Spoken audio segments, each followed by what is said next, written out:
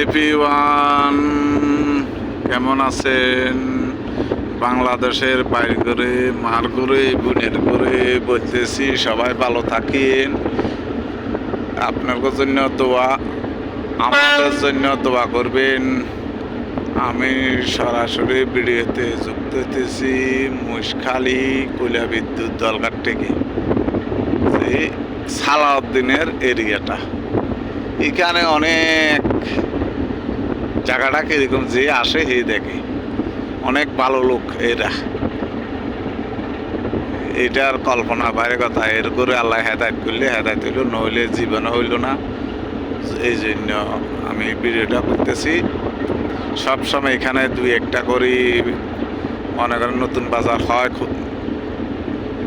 গোলাগুলি, তারপরে উড়ান বাজার হয়, তারপরে মহিষখালী হয়, তারপরে আমের ইয়াত হয় বদরখালী।